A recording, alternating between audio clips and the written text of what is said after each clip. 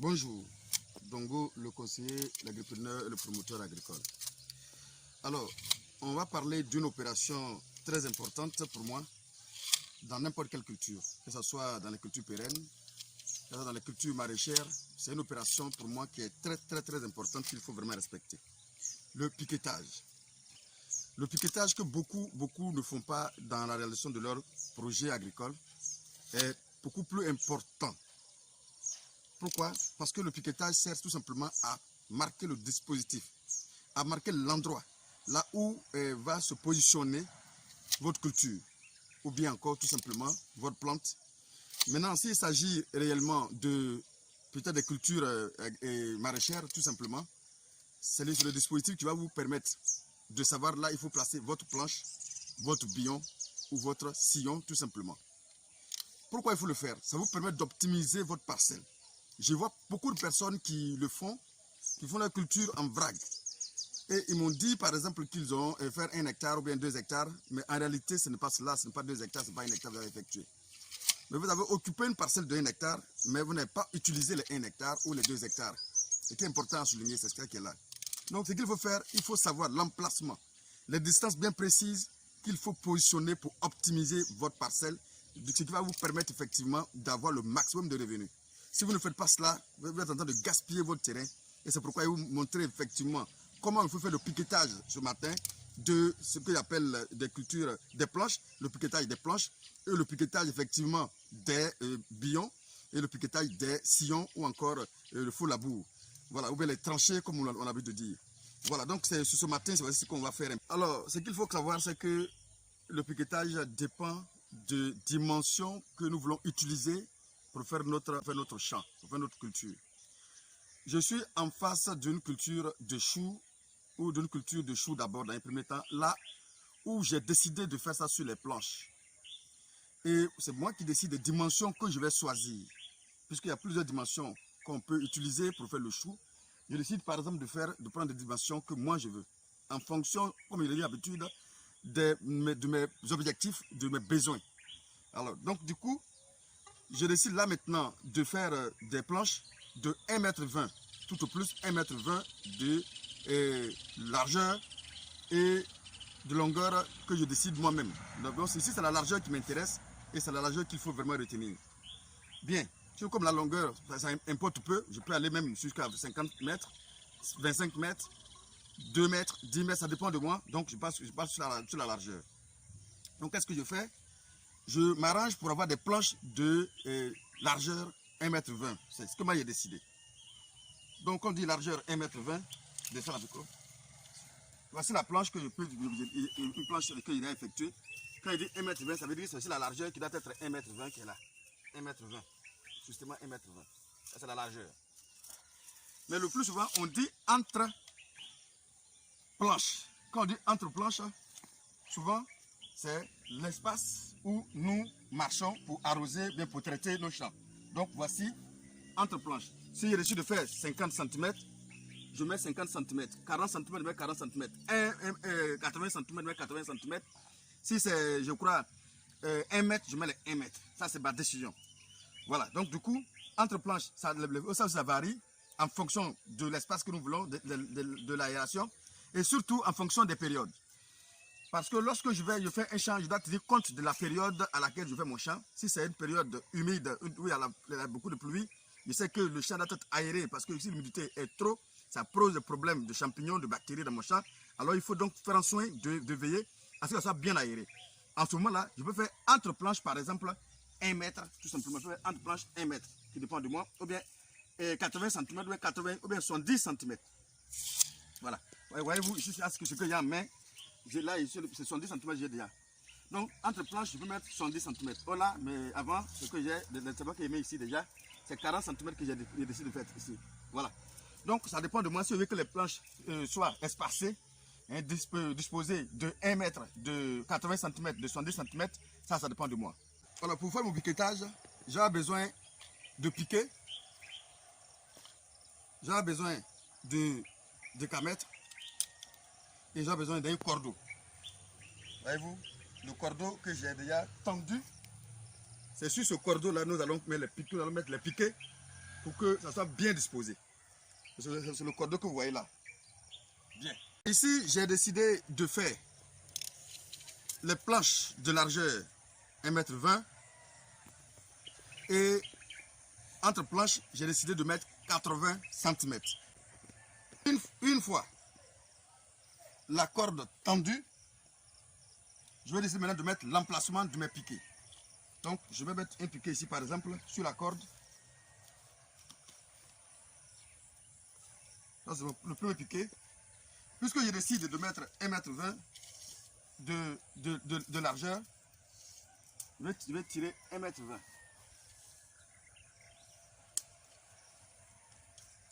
Et je mets un autre piquet où il y a le 1,20 m. En réalité, voici ma planche. Voici ma planche qui est derrière là. Maintenant, puisque j'ai dit entre planches, je dois mettre 80 cm. Donc, je vais tirer aussi également 80 cm. 80 cm sur la corde. Et je mets tout simplement un autre piquet ici. Mais ce piquet, là, ce n'est pas une planche. Là, je fais encore une autre planche. Ici, 1,20 m. Encore une fois, 1,20 m. Là, comme ça.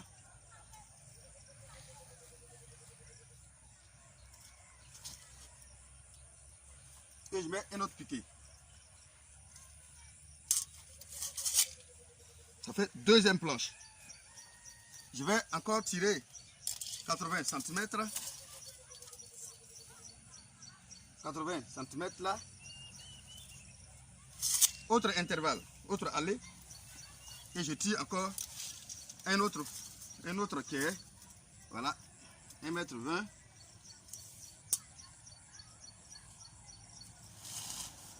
Voilà, 1,20 m. Une autre planche. Là, je vais tirer encore autre intervalle. Ça veut dire que autre écartement. Voilà, 80 cm. Et je tire encore une autre planche. Là, j'ai déjà tiré mon cordeau qui est très droit. C'est sur le cordeau que je mets le piquet. Voici une autre qui est 1,20 m. Je m'arrête là tout simplement pour vous montrer autre chose. Alors, une fois tiré une première ligne que j'appelle peut-être ma ligne de base, maintenant je vais tirer la longueur de ma planche que je souhaite, la longueur que je souhaite avoir au niveau de ma planche. Donc je tire cette longueur là qui est ma planche, la longueur de ma planche tout simplement. Ça va former un autre angle droit quelque part là-bas. Et c'est sur ça, c'est sur cette ligne là maintenant que je vais tirer l'autre ligne, les autres lignes, les autres dimensions. Sur l'autre, je vais partir maintenant à partir de là, chercher maintenant d'autres dispositifs, c'est-à-dire que d'autres planches, les mêmes distances qu'il y a là-bas. Donc ici, je vais tirer là maintenant une première planche, 1,20 m.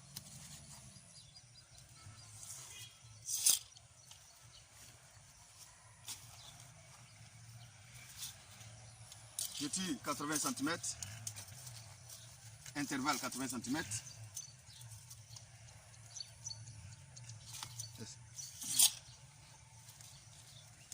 1,20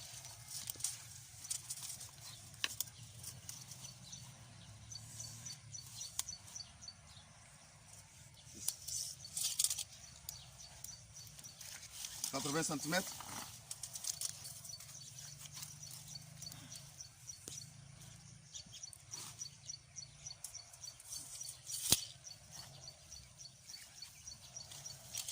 1,20 m.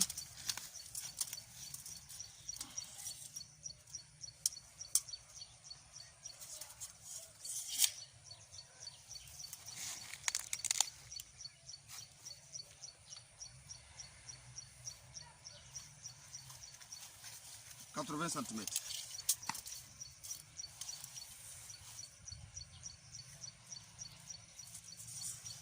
Je vous ai dit 1,20 m, c'est la largeur de ma planche, 80 cm, c'est l'intervalle.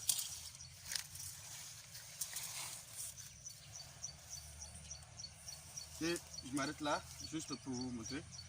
1,20 m. Bien. Là, je suis arrêté dans une bande. C'est dans la bande que je viens d'effectuer. Donc, vous voyez, c'est cette bande-là que j'ai commencé depuis là-bas, depuis mon champ de lecture. Et cette bande-là, je continue. C'est comme ça que vous allez entrer dans le champ. Vous allez voir que le champ est bien disposé, bande par bande. Du coup, ça vous permet de bien circuler. Ça vous permet effectivement aussi également de bien faire les travaux dans votre parcelle. Pour ne pas avoir à faire de contours, ça vous perd du temps. C'est pourquoi on fait ça bande par bande, bien structuré, de sorte à ce qu'on puisse se déplacer facilement. Un des avantages aussi également de votre piquetage, ça vous permet même déjà, avant même de travailler, avant même de mettre en place votre parcelle, de connaître réellement le nombre de planches ou le nombre de billons dans votre parcelle.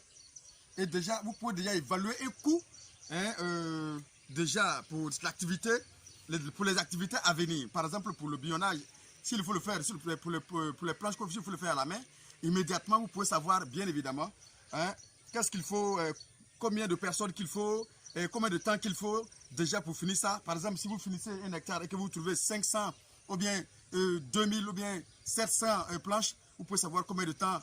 Si on évalue, vous pouvez savoir combien de temps vous allez mettre pour finir votre planche, effectivement. Alors, donc, vous finissez votre planche dans votre parcelle. C'est très important de penser à faire votre piquetage, parce que sans le piquetage, c'est comme si votre champ, vous êtes en train de travailler comme ça dans le vide, quoi, en fait. Vous ne connaissez pas le dispositif, c'est pas très intéressant.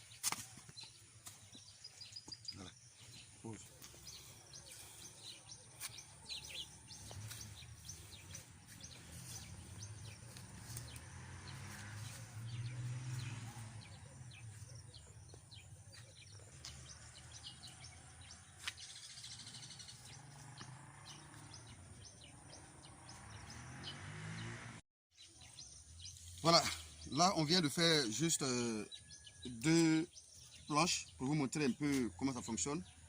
Voici un peu les 2 planches bien constituées. Voilà, vous allez voir que lorsque vous finirez de faire votre planche, ici les 80 cm qu'on avait laissé au départ ne vont pas atteindre.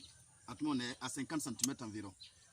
Parce que lorsqu'on prend un peu ici, finalement c'est un intervalle très réduit au milieu. Mais l'objectif est atteint, d'avoir un espace où on peut facilement marcher pour faire nos activités, faire des va-et-vient, faire des traitements phyto sans problème. Voilà, donc voici un peu ce que j'appelle le piquetage et un modèle de planche qu'il faut respecter pour juste permettre les allées et les retours, le travail dans le champ, la circulation dans le champ, c'est très important. Alors comme vous le constatez, vous allez voir que ça va construire des bandes dans le champ, des bandes. Voilà une bande ici, voilà, de l'autre côté il y aura une autre bande, et ainsi de suite. Quand c'est comme ça, on va voir que le champ est aéré, le champ est facile à circuler et les travaux sont faciles. Maintenant, une fois que vous avez piqueté comme ça, vous avez fait votre travail comme ça, en principe, vous pouvez savoir, vous pouvez donner déjà un coût à chaque planche pour son entretien. Voilà, pour quelqu'un qui va entretenir votre champ, vous pouvez lui dire, bon, une planche peut coûter tel montant pour l'entretien, pour telle activité. Et d'ailleurs, même une fois vous avez fini de faire vos piquetages, en principe, vous pouvez savoir quel coût qu'il faut allouer pour chaque planche, juste pour pouvoir gagner du temps et de l'argent. C'est très important aussi de le savoir. C'est pourquoi il est important de mettre un bon dispositif dans vos champs, juste pour évaluer déjà les différents coûts qu'il faut pour faire chaque activité sur votre parcelle. C'est très important. Parce que là, maintenant, ici, il peut déjà facilement savoir que bon, si je décide de prendre 100 francs par planche, je sais que par planche, si j'ai 1000 planches, je sais combien ça va coûter pour l'entretenir. Et voici pourquoi il faut faire ce dispositif bien ordonné pour qu'on puisse mieux circuler, mieux travailler sur la parcelle. je vous ai dit que la longueur des planches importe peu. Ici, moi, j'ai décidé de faire des plans de 5 mètres. Voilà, les plans de 5 mètres. Ça, c'est ce que moi, j'ai décidé de faire.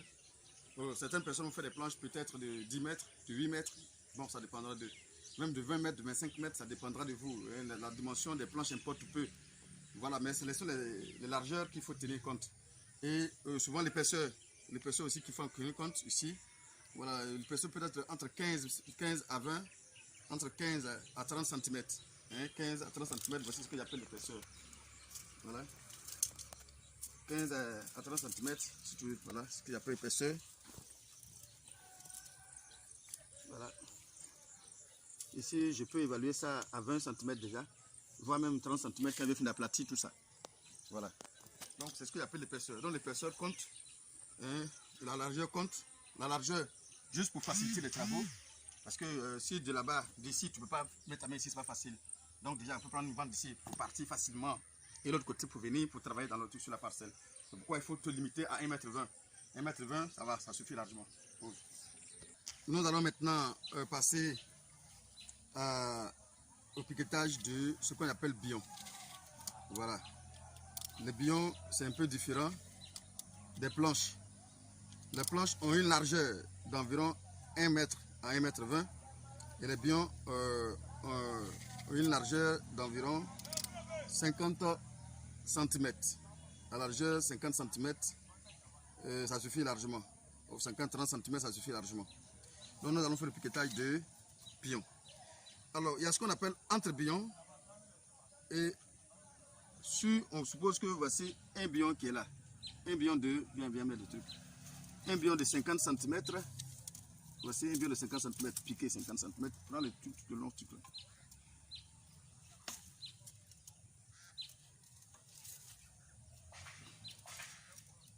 50 cm.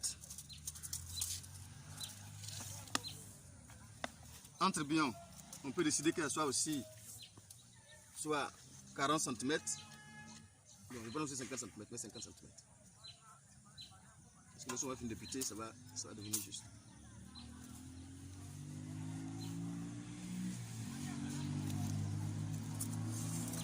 J'ai de piquer rapidement.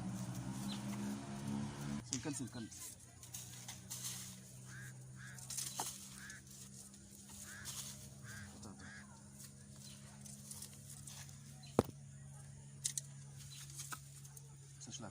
Sur la corde, il faut piquer.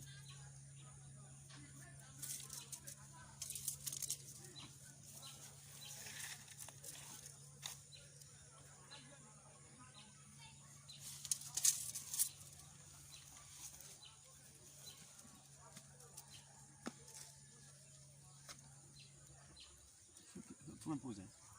Et les piquer. Là, on va positionner les billons. Donc voici, si vous voulez bien voir, voici un billon qui est là, ça fait un billon, et un autre billon qui est là, ainsi de suite. Bien. Encore, on va tirer encore une autre ligne. 50 cm.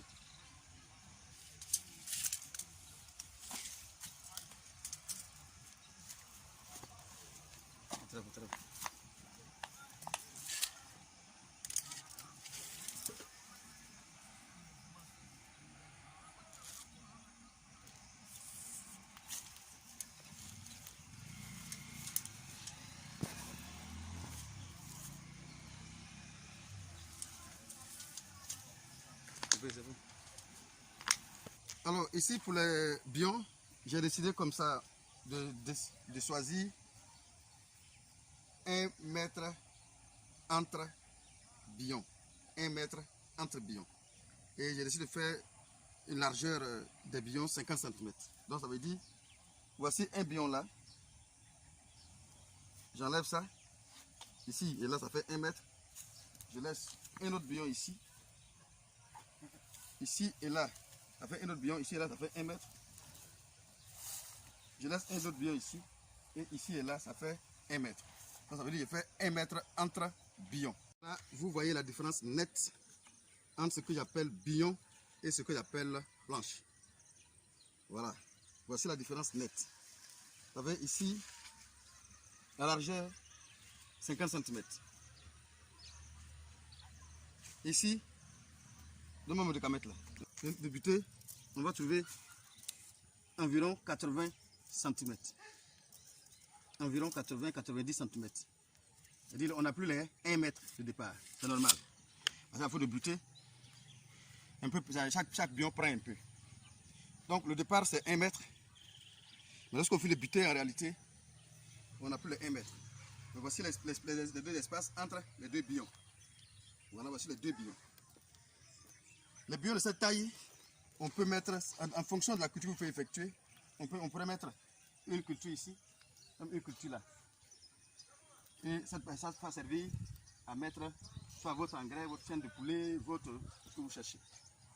Moi, avec le gombo, on peut mettre un ici, et ainsi de suite, on fait ça comme ça. Ça marche. Voici un peu ce que j'appelle bion, et voici un peu ce que j'appelle planche. Tous les trucs, c'est le même objectif. Aérer la plantation, dimensionner la plantation, de sorte à ce que la circulation soit facile, les activités futures soient faciles. Voici un peu le rôle. Il nous reste une activité qu'on va faire qui est aussi facile, mais vers la fin, ça se rabat à cela. Ça va se retourner à cela. Là, cette fois, c'est le même dispositif comme le dispositif des bions. C'est le même dispositif. C'est-à-dire ici, on a laissé 50 cm et on a laissé l'intervalle 1 mètre aussi également. C'est le même dispositif. Mais ce sont les activités, c'est l'activité qui a changé légèrement. Vous pouvez le comprendre. Ici, la différence entre bion et ce que s'appelle faux labour, c'est qu'en réalité, on ne va pas prendre de la terre de là vers là, ni de là vers là. C'est dans nos piquets. C'est dans nos piquets qu'on va tenter de labourer. Là, c'est un labour que nous allons effectuer. Et voici comment ça se passe.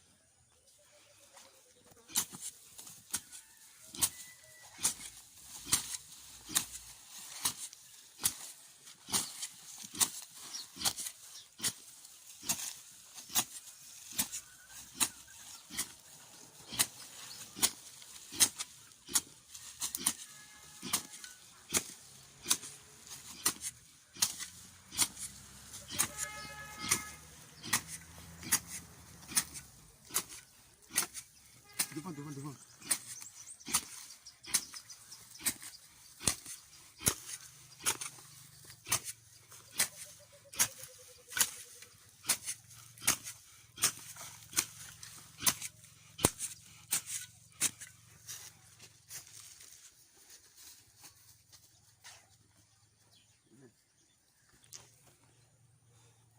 Des deux, après mon passage. Après le passage ici, c'est resté toujours intact. C'est une forme de sous-solage, tout simplement. Quand j'ai sous-solé, j'ai remis le sol tranquillement. Voilà. La différence ici est que j'ai formé une digue. Alors ici, j'ai sous-solé. Et c'est ce qui est conseillé d'ailleurs. Ok. Ici, l'objectif, c'est de faciliter le repiquage dans un premier temps.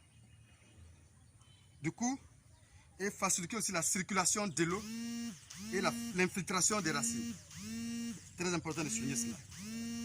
Voilà. Mais vous allez comprendre que si nous sommes dans les cultures comme les solanacées, c'est-à-dire les aubergines, les tomates et autres, il y a ce qu'on appelle le butage par la suite.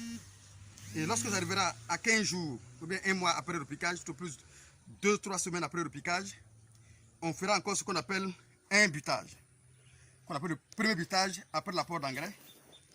Et vous allez voir qu'au fur et à mesure qu'on bute, on se ramène vers les bions. Donc il y aura au moins 2 butages ou bien 3 butages, ça dépend de la culture. Donc quand on fait un faux labour et qu'on repique, après, il y a ce qu'on appelle le butage. Le butage, c'est-à-dire apport d'engrais plus butage. Deuxième, apport d'engrais plus butage. Et troisième, apport d'engrais plus butage. On va se ramener à ça. Voilà. Je pense que j'ai fait une vidéo même où j'ai parlé de ce que j'appelle butage. Voici les 3 activités. Et lorsqu'on fait une culture manuellement, je vais dire lorsqu'on met en place une culture manuellement, voici les 3 activités qu'on utilise souvent pour faire l'activité. Voilà. Si ici, on veut tout labourer, toute la surface de la terre 1 hectare, sans machine, ça semble difficile. Mais par contre, Lorsqu'on fait de cette manière, on parvient à le faire, mais puisque tout se rattrape vers la fin, les intervalles qu'on a laissés, en butant, ça se reconstitue, et du coup, vous allez voir que le champ devient plus intéressant à regarder. Alors, je pense que pour ceux qui veulent se lancer réellement en agriculture maraîchère, avec ces 3 activités qu'il faut utiliser, bon, je rappelle que pour les planches, par exemple, on peut utiliser les planches pour faire réellement le chou, les carottes, et le navet. Alors, tout ce que vous connaissez, voilà, on peut mettre ça ici. Même, on peut utiliser aussi les planches pour faire les aubergines, les tomates, les piments. C'est-à-dire que ça dépend de ce que vous décidez de faire. Voilà, on peut utiliser ça pour faire ça, effectivement. On peut aussi utiliser le faux labour pour faire le chou, les piments, les aubergines, tout ce que vous connaissez, on peut l'utiliser pour l'effectuer. Tout comme on peut utiliser les billons pour faire les mêmes activités. C'est-à-dire que les tomates, les choux, les aubergines, tout ce que vous connaissez. Voici les 3 activités que nous utilisons pour mener nos activités que nous vous proposons. Encore une fois, c'est le même Dongo. À bientôt encore une fois pour une autre vidéo. On va faire le repiquage du chou. Voilà, ça sera un peu différent du repiquage de la tomate.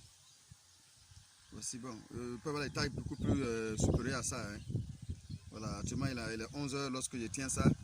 Mais je ne vais pas dire que vous allez le repiquer à 11 h. Hein. Le repiquage se fait soit très tard le soir, je veux dire à partir de 16 h, 17 h, on peut repiquer. Mais bon, attention, hein, mais on peut repiquer aussi à partir de très tôt le matin aussi également. Mais là, il faut payer à bien irriguer, quoi. Voilà, on peut le faire. On a un gabarit qu'on a en main, qu'on coupe en fonction de la dispositif qu'on cherche. Ça peut être 40 cm, ça peut être 30 cm, ça peut être 50 cm, ça peut être 60 cm. Là, j'ai pris quelque chose d'environ 30 cm environ. Donc, c'est la même chose. Je pose mon gabarit comme ça. Et là, ici, je ne vais pas jusqu'au collet. Là, c'est un peu délicat. Je peux aller là jusqu'à la racine tout simplement là comme ça. Et je pose encore une fois. Je dépose. Et je vais encore là, même chose. Je mets les racines tout simplement et je ferme. Je ferme correctement pour ne pas que la poche d'air puisse entrer. Voilà. Je fais la même chose ici. Et je pose ça comme ça. Et voilà. Et je repique. Tout simplement. Voici comment ça se fait le repiquage. Ça, c'est le gabarit que nous prenons pour mesurer tout simplement. Voilà. Ça, c'est le chou qu'il vient de faire. Couper. Ici, mais là, nous sommes maintenant sur planche.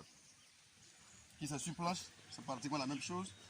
Nous posons notre gabarit. En fonction de la taille que nous souhaitons avoir, nous le posons et nous fixons la planche à partir. On fait le tour et nous repiquons. Pareil là, nous le faisons ainsi, nous repiquons. Pareil là, nous repiquons. Voilà. Et ensuite, on fait la même chose ici. On repique.